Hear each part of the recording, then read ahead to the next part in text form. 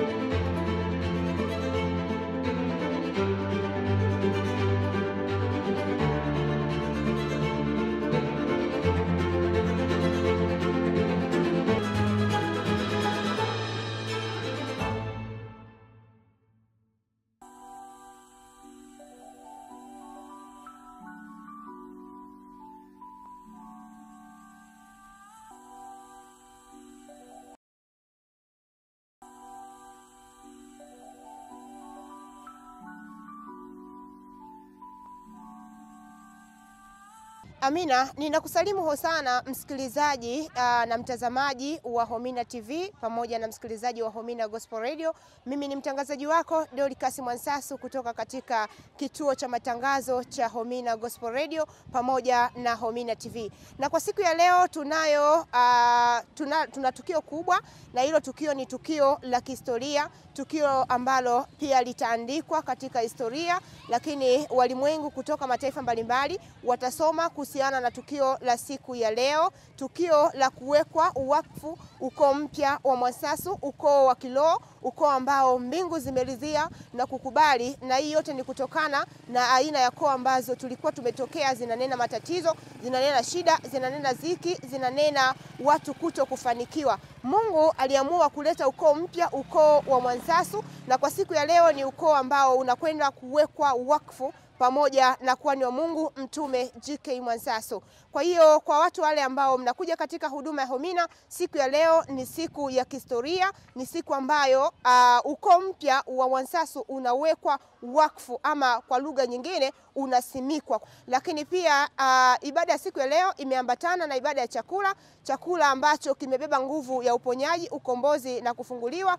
Kwa hiyo unahitaji kufunguliwa, unahitaji kuponywa, unahitaji kukombolewa. Karibu sana katika huduma ya Homina, kwa wewe msikilizaji na mtazamaji wa Homina TV, ili uweze kukombolewa, kufunguliwa na kuponywa, uweze kutua matatizo yako. Kwa hiyo mimi nikukaribishe sana kwa niaba ya huduma ya Homina, nikukaribishe sana mtazamaji wa Homina TV popote pale ambapo unatusikiliza. Na hii huduma ni huduma ya kimataifa. Kwa hiyo kama ni huduma ya kimataifa, basi watu wa mataifa yote kutoka dunia nzima mnakaribishwa, mabara yote mnakaribishwa, mabara yote 7 mnakaribishwa mje kutua mizigo yenu, kwa sababu Mungu aliyoko hapa ni Mungu ambaye yuko tayari kumtua mtu mzigo wake ili aweze kupata nuru, na nuru iliyoko hapa ni nuru ya Yesu ambaye ni Kristo. Kwa hiyo wewe ambaye umechoshwa na mizigo, Yesu anasema njoni kwangu ninyi nyote msumbukao na kuelemewa na mizigo ya dhambi, nami nitawapumzisha.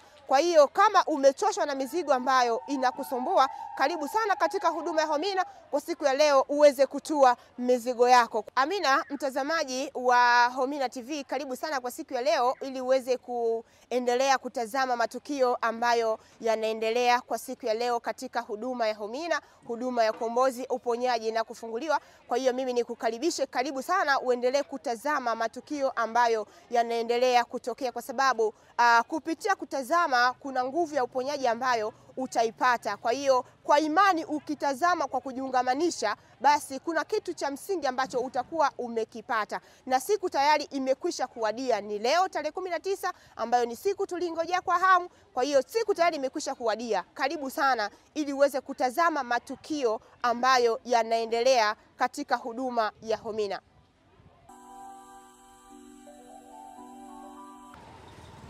Amina, hosana. Mkombozi amekuja, ninatawala na kumiliki. Kwa majina yako naitwa nani? Naitwa Elia Anita Mwasasu. Wewe ni miongoni mwa watu ambao wamebadilisha jina la ukoo. Nini ambacho kilikusukuma kubadilisha jina la ukoo? Nimehama kwenye ukoo upande wa wazazi wangu kwa sababu nimeingia kwenye ukoo wa kiroho ambao ukoo na wa Mwasasu ambao naopenda unaabudu katika roho na kweli, ambapo yani hakuna shida wala magonjwa ya aina yoyote yale, wala hakuna shida. Ukiingia kwenye ukoo ni raha tupu. Amina. Lakini nini unakitarajia baada ya kuwekwa wakfu ukoo mpya wa Mwasasu katika maisha yako? Nini ambacho kitakuwa ni cha tofauti? Mecha tofauti kwangu, nimemuomba Mungu katika ukoo niwe bilionea, niwe tajiri. Mimi nimezikataa madhabahu kwa sababu nimehama kwenye zile koo zinanena umaskini. Nilivyohama kwa nimeingia kwenye ukoo mpya. Na ukipata ubilionea unataka ufanye nini? Mimi nataka nijenge ufalme wa Mungu. Kwa nini ni kujenga ufalme wa Mungu? Maana kwamba nataka kumtukuza Mungu wangu, Mungu wa JK Mwasasu. Amina. Amina, hosana. Mkombozi amekuja, natawala na kumiliki. Amina. Majina yako naitwa nani na unatokea wapi? Kwa majina naitwa Janet Paulo Mwasasu, natokea katika madhabahu ya Homina. Amina. Nafasi yako ni nani katika huduma ya Homina? Katika huduma ya Homina mimi ni praise. Amina.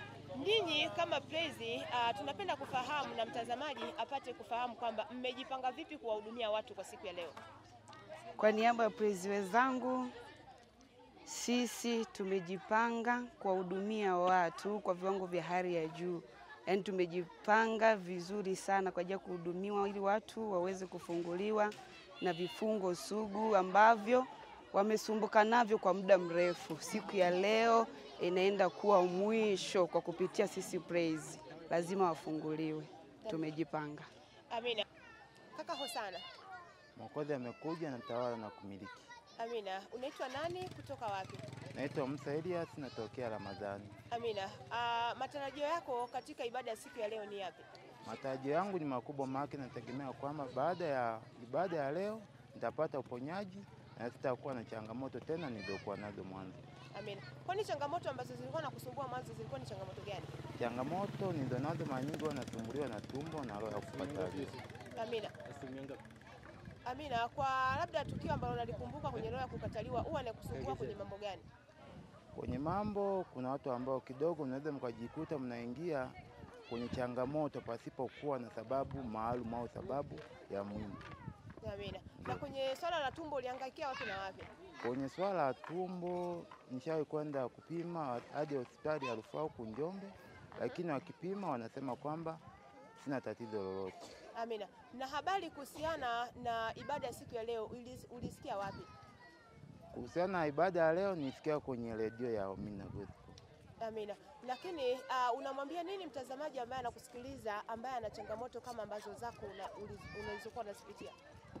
Cha kumshauri ni kwamba aweze kufika, na kama akishinda kufika basi aweze kujiungamanisha. Dada hosana. Mkombozi amekuja, ninatawala na kumiliki. Amina. Unaitwa nani kutoka wapi? Kwa majina naitwa Ernestina Thomas Mogofi kutoka Ramadhani. Amina. Kuhusiana na habari ya ibada ya siku ya leo ulisikia wapi? Nilisikia kwenye redio ya Homina Gospel. Amina. Na wewe matarajio yako ni yapi katika baada ya ibada ya siku ya leo? Matarajio yangu baada ya ibada ya siku ya leo ni kupokea uponyaji na kumjua Mungu wa kweli na kuendelea kumtumikia. Amina. Unapozungumzia kupokea uponyaji, kwani una changamoto gani ambayo inakusumbua ambayo unahitaji iponywe? Mimi changamoto ninayopitia na shida ya kuna muda napata tumbo langu linakuwa linakaza. Nilivyoenda hospitali waliniambia kwamba hamna uponyaji mwingine zaidi ya mimi kuzaa. Kwa hivyo naamini kwamba nimekuja sana Homina nitapokea uponyaji. Amina. Sana. Ukombozi amekuja, ninatawala na kumiliki. Amina. Kwa majina unaitwa nani, kutoka wapi? Kwa majina ninaitwa Patson Mwansasu toka Ramadhani. Amina. Mwansasu, na leo ni siku ya kuwekwa wakfu ukoo mpya wa Mwansasu. Na wewe ni miongoni mwa watu ambao wamebadilisha majina ya koo zao. Je, ulipobadilisha jina la ukoo unatarajia nini baada ya ibada ya siku ya leo? Mimi natarajia ushindi, na inatakiwa tutambue kitu kimoja. Huu ukoo wa Mwansasu ni ukoo wa rohoni. Na mambo ya rohoni yanatambulikana kwa jinsi ya roho. Mimi nimeona ushindi mkubwa kwenye ulimwengu wa roho. Kwa ni ushindi, ni hitimisho, ni ushindi mkubwa kwangu. Nimeona. Kwa nini unataka ushindi? Nataka ushindi kwa sababu, au nategemea ushindi kwa sababu hizi koo tulikotoka tulikuwa tumeshikiliwa na nira mbalimbali. Kuna maagano waliingia kwenye koo zetu. Kuna maagano ya umaskini, magonjwa, changamoto mbalimbali. Lakini sasa unapokuwa hama, tafsiri yake nini? Unazaliwa upya, unaondokana na zile nira zote, maana kunajibika nira ya Kristo ambayo ni nyepesi na ambayo itabeba upendo, uvumilivu na unyenyekevu, ambayo inaambatana na kutawala na kumiliki.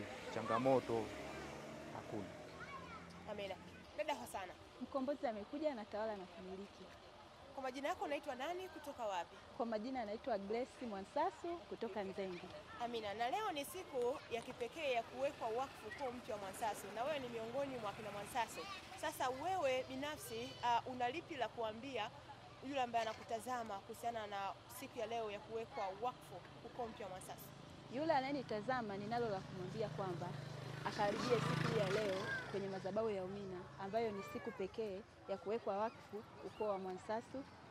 Pia kuna ibada ambayo inaambatana na chakula, ambacho iko chakula ndani yake ipo nguvu ya uponyaji, kufunguliwa, kuponywa na kukombolewa. Amina. Wewe binafsi Mtume alipotangaza kwamba ni ibada ya kuwekwa wakfu ukoo mpya wa Mwansasu, wewe ulilipokeaje?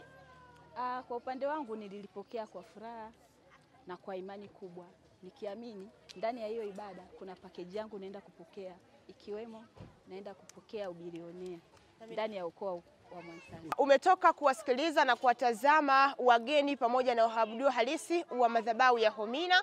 Tayari umekwisha kuwatazama na kuwasikiliza, na ibada yetu ya siku ya leo tayari inakaribia kuanza, na kwa wakati huu basi nikukaribishe katika ibada ya siku ya leo, lakini nikudokeze ibada ya siku ya leo itakuwa na kipengele cha kuabudu, kipengele cha sifa, kipengele cha ukombozi, kufunguliwa na uponyaji, ambapo kutambatana na mtumishi wa Mungu Mtume J.K. Mwansasu kuweka wakfu ukoo mpya wa Mwansasu. Na sasa nikukaribishe uweze kutazama hayo matukio ambayo yatakuwa yanaendelea katika huduma ya Homina. Jina langu naitwa Dorcas Mwansasu, ulikuwa nami.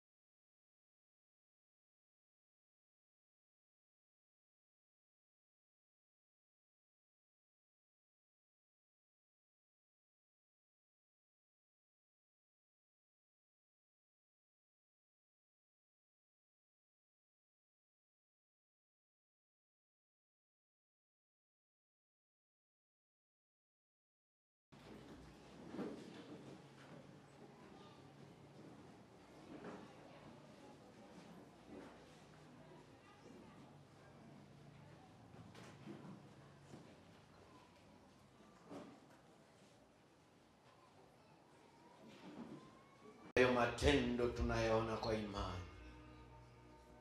Huyu Mungu wa urejeo anapokelewa kwa imani. Mtu wa Mungu anaponya kwa imani, anakufungua kwa imani, anakukomboa kwa imani.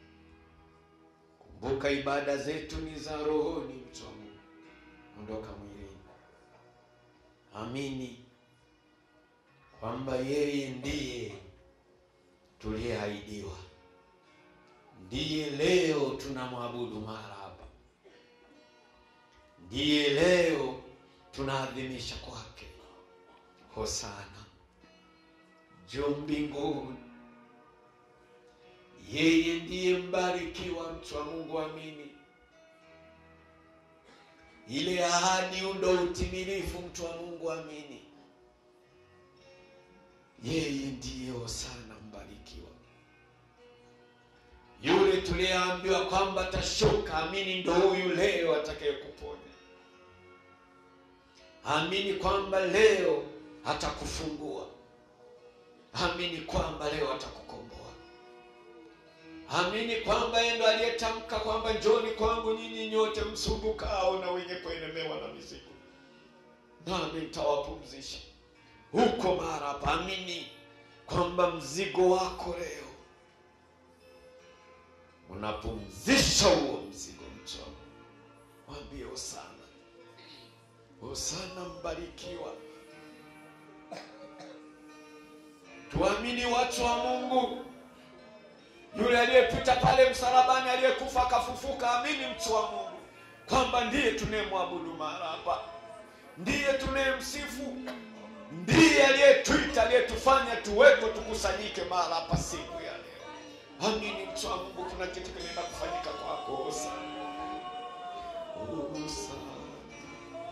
hosana, hosana, ndiye mbarikiwa. Hosana ndiye yeye aliyetarajiwa. Leo tumempokea, leo anatenda kitu katikati yetu. Amini mtu wa Mungu, jenga imani ya kiwango cha juu.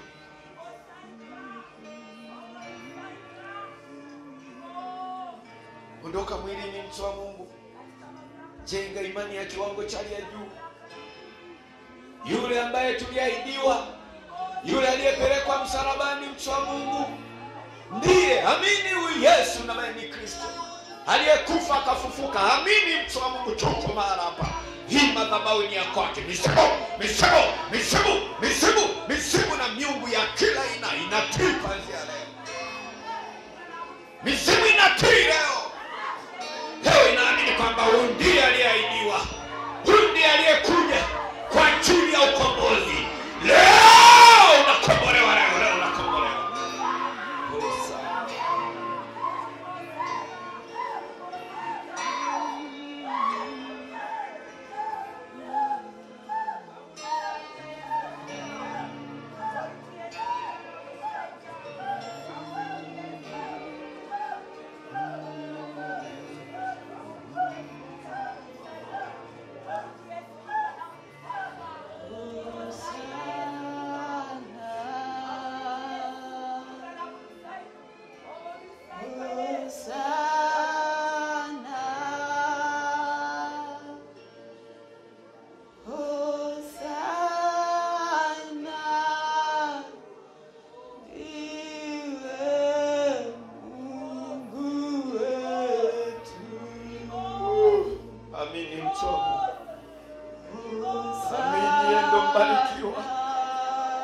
Amini yeye ndiye Mungu wetu. Hosana.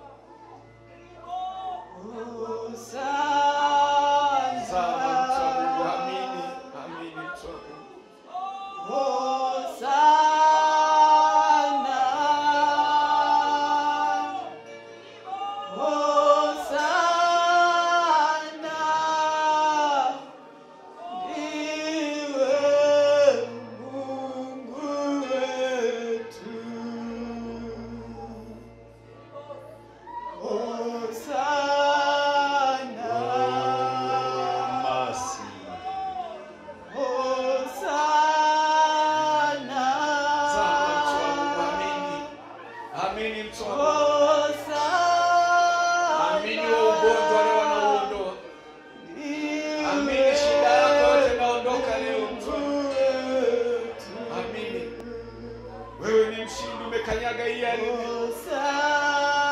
ili anga ni la kwake, ulimbarikiwa. Hosanna.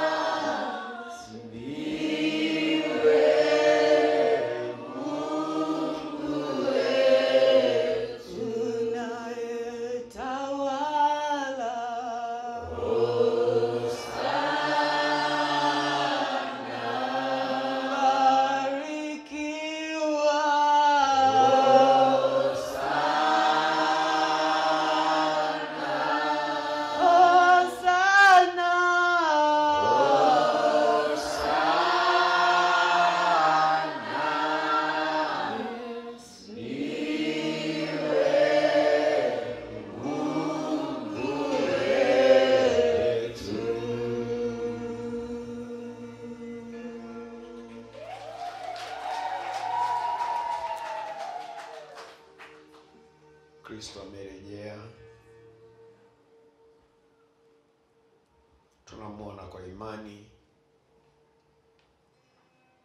urejeo wake kwenye ukoo mpya. Tunafunguliwa ufahamu, na katika huo ufahamu lazima tujenge imani ya kiwango cha juu. Mtu wa Mungu, amini kwamba ndiye aliyekufa pale msalabani, ndiye aliyekwenda kuzimu akanyang'anya funguo na mamlaka. Siku ya tatu akafufuka. Amini, kujenga imani ya kiwango cha juu. Kuna kitu kikubwa leo kinaenda kutokea kwako. Zama mtu wa Mungu, tengeneza huo moyo wako. Alikufa msalabani kwa kusudi, na damu ilimwagika msalabani. Lengo na kusudi ni ukombozi wa kwetu. Shetani angejua, wala singempeleka huyu Yesu msalabani.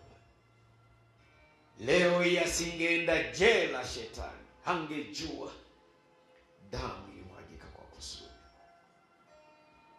Watu wa Mungu, kilichokuwa kinatafutwa pale msalabani ni damu. Kilichokuwa kinahitajika pale msalabani, mtu wa Mungu, ni damu. Damu ya Yesu kwa ajili ya ukombozi wetu,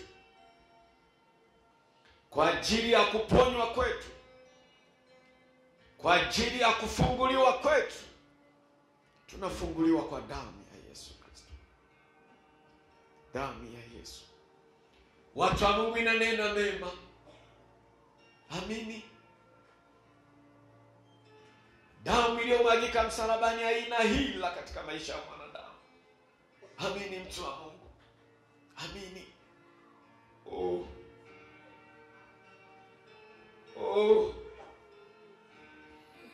Ewe mwanamke, angalia msalaba, mtu wa Mungu. Mtoto wa mwanamke mwenzio yuko mahali pale. Ewe mwanamke, ewe mwanamke, ewe mwanamke, tazama kwenye ubavu, damu inachirizika. Tazama yule mkuki, naye alikuwa mwanadamu, naye alikuwa mwanadamu. Alizaliwa kama ulivyozaliwa, mtu wa Mungu, lakini kumbuka ni kwa ajili yako, kwa ajili yako.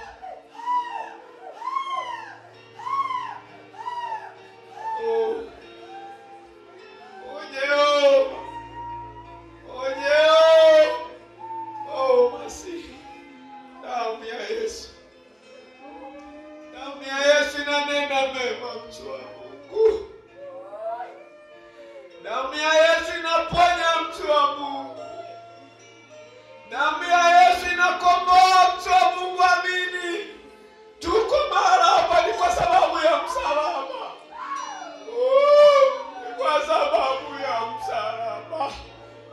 sababu ya msalaba tuko mahali hapa, mtu wa Mungu. Ondoka mwilini. Amini. Amini. Ni mtoto wa mwanamke mwenzio yule msalaba, uone msalaba. Uangalie msalaba, mtu wa Mungu. Ona msalaba, mtu wa Mungu. Ona damu inamwagika.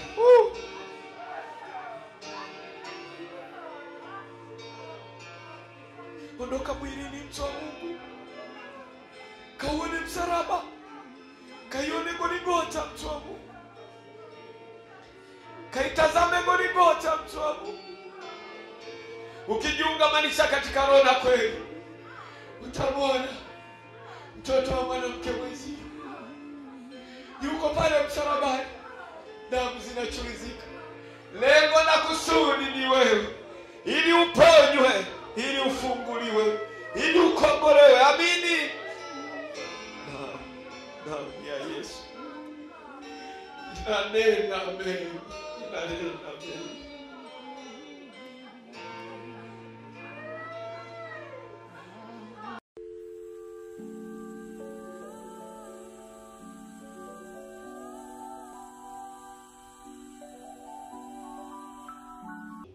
Inaitwa Homina.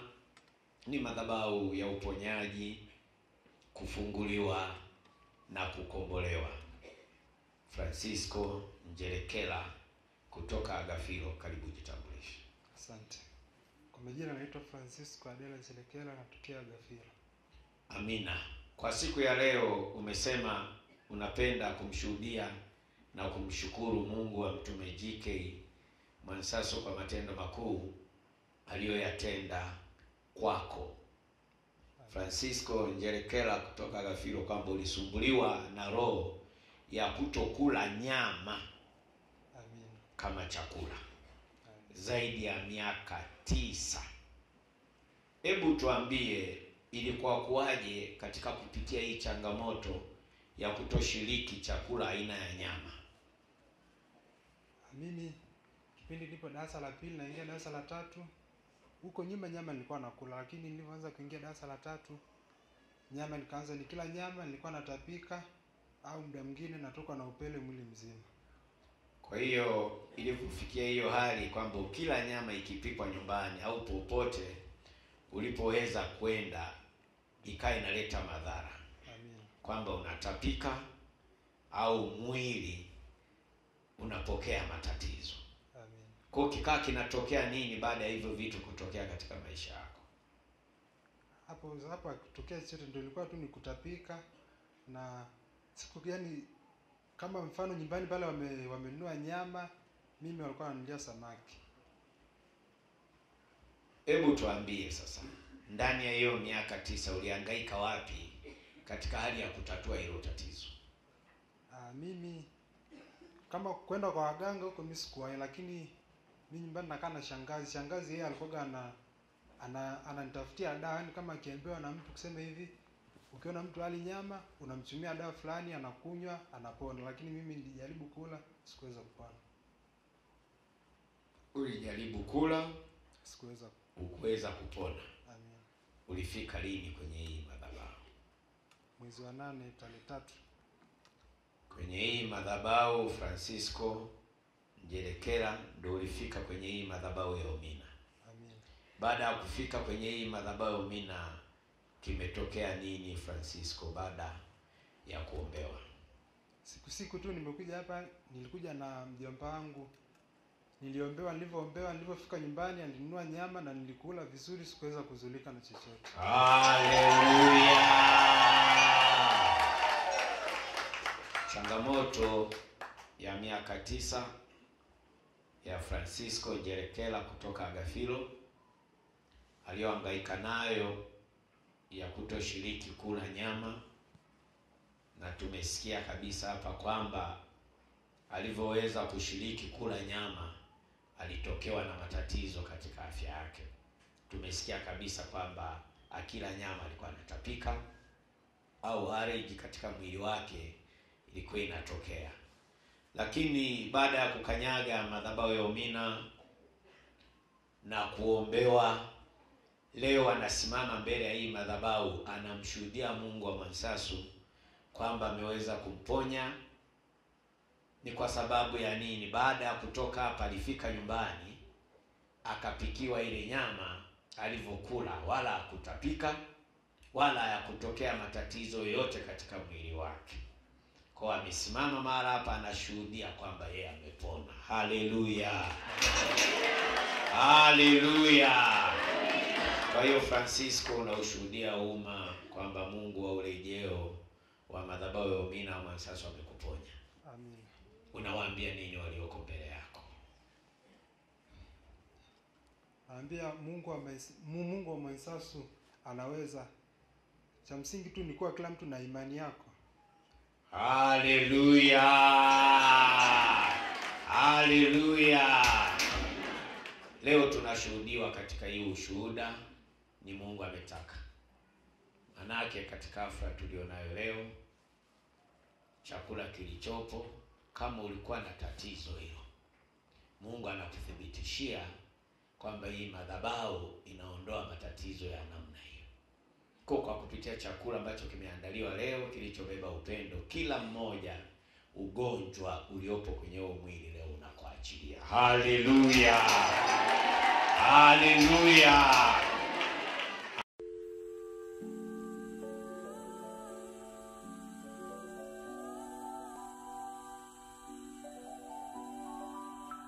Wakati wa sifa sasa, tumsifu Mungu kwa nafasi.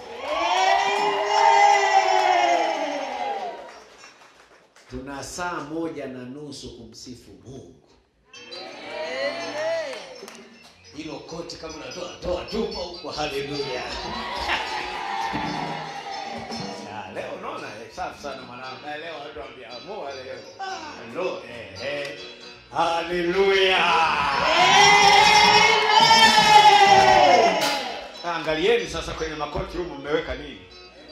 Maana naona yanakusanywa mahali.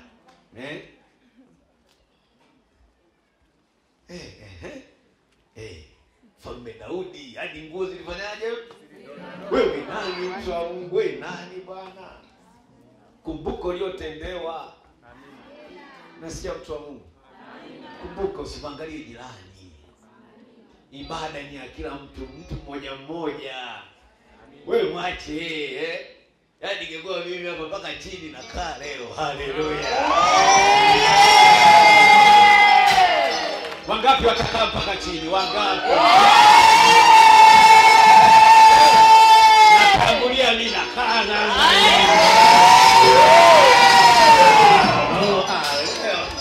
haleluya. Amina. Halo. Karibu praise. Unaona? Mbona nyinyi hamjakaa chini? Tumekaa. Sheni nyinyi wana Amina. Karibu. Sifu mpaka pa mwisho, sawa mtu wa Mungu. Usiogope kwa uhuru.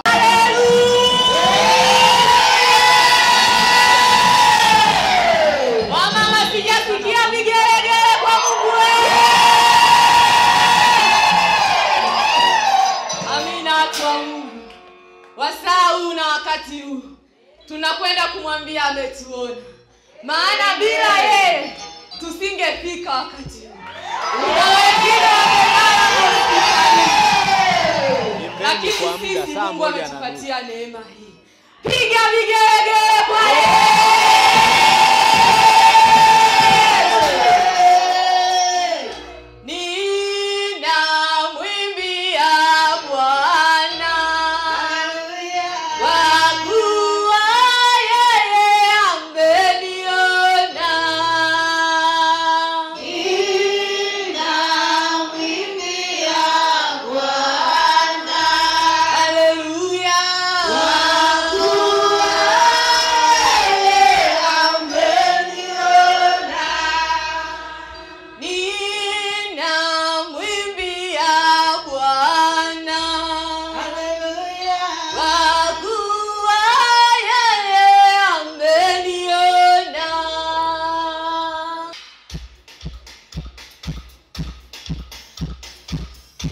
Kwa Mungu wako.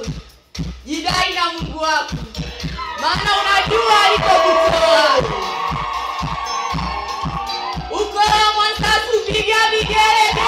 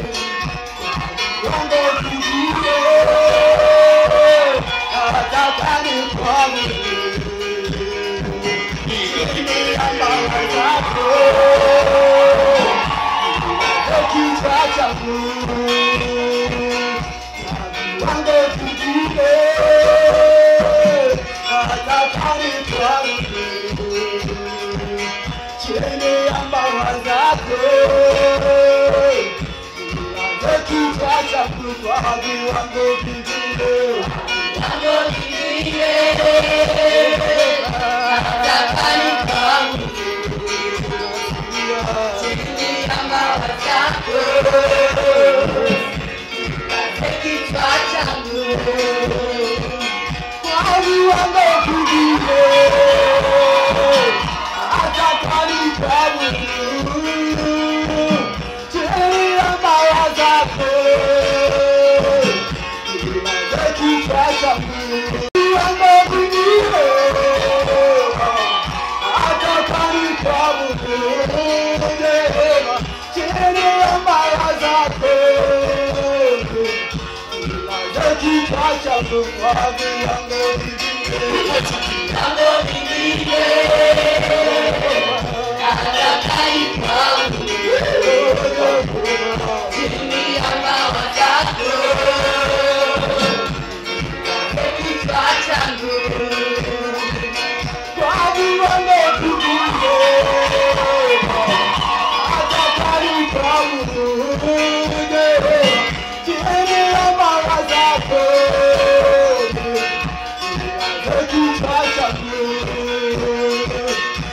viwango vingine,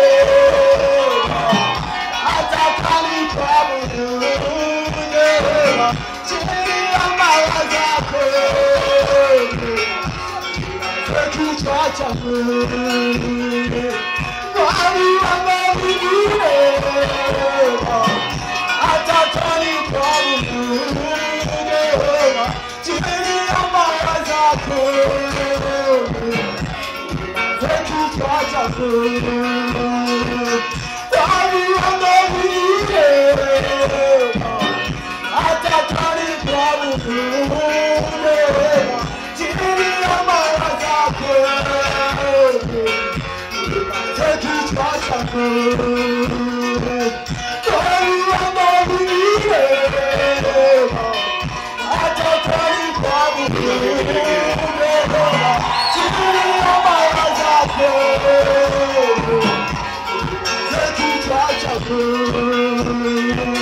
kwa viwango vingine,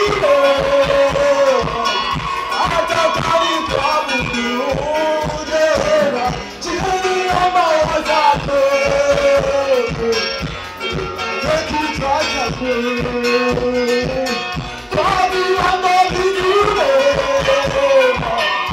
hata karibu chini ya mawa zako,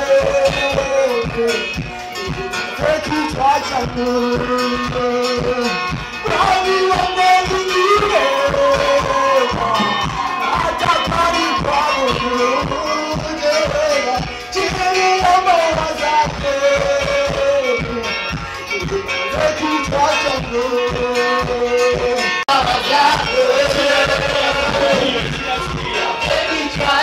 kwa viwango vingine,